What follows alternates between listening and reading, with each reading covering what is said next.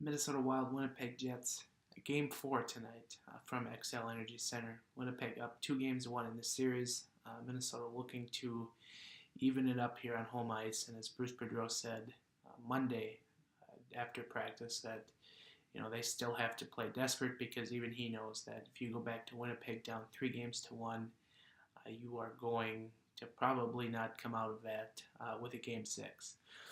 So look for a desperate Minnesota team tonight to get back and even up the series like we saw in Game 3.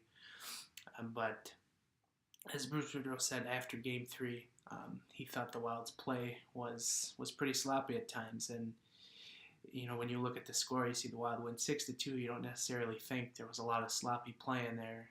So I went back and I looked at the tape. And I tried to find what maybe Bruce was looking at or what he saw that he didn't like. And you know what? I think he was right. I think the Wild were a bit too sloppy at times with their play. We talked about the Wild being able to move the puck through the neutral zone on the new podcast, and they were able to do that when they carried the puck through the neutral zone. The Jets were kind of just letting them do that, not necessarily sure they're going to get that tonight. So key for the Wild will be passing the puck through the neutral zone, which was not good at all in Game 3. Very sloppy, a lot of turnovers, and the Jets really just couldn't do anything with that like they had been able to do in the first couple games. So that will be a key for Minnesota just to clean up their passing through the neutral zone and in all zones in general.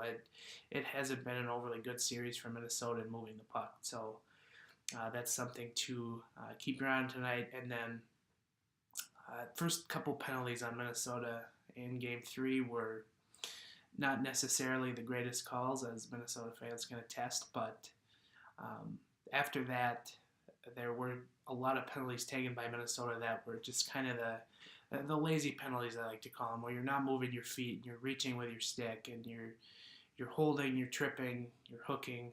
That's something Minnesota can't do. You can't continuously send Winnipeg to the power play. And the penalty kill for Minnesota on Sunday was outstanding.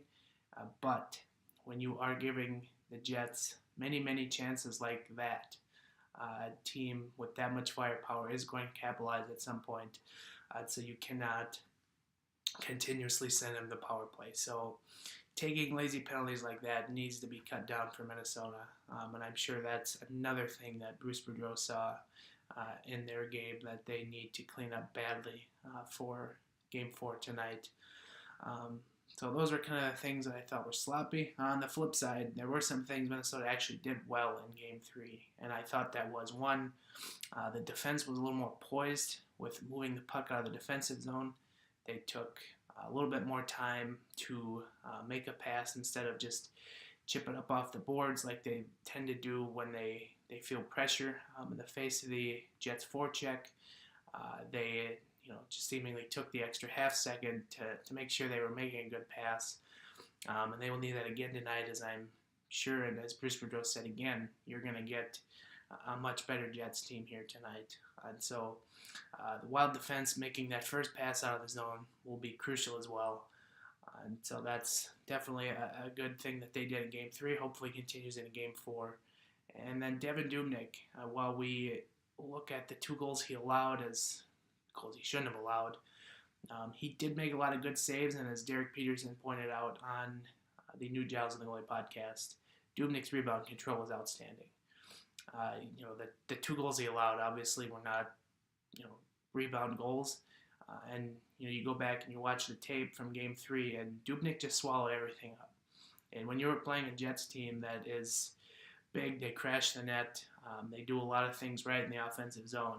Not giving them second chance opportunities is huge. So he has made, a lot of saves that he's needed to make in this series. Obviously, the 2 goals on Sunday withstanding, he has had a very exceptional series, and it shows. And the other key for the Wild tonight is you need to shoot the puck on Connor Hellebuck. He has not had a good 3 games, and it was very exemplified in Game 3. In the series so far, Devan Dubnyk seemingly winning the goaltender battle, but does not reflect on the scoreboard.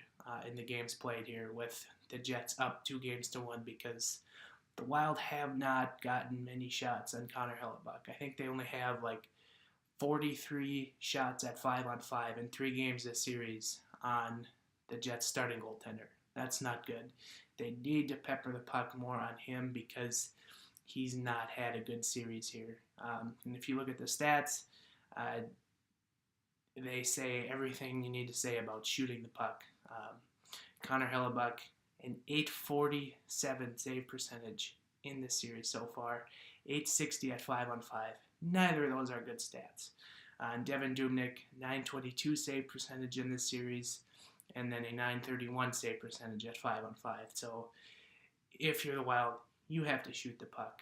You're not going to get a lot of looks because the Jets are going to probably dominate the possession again in this game.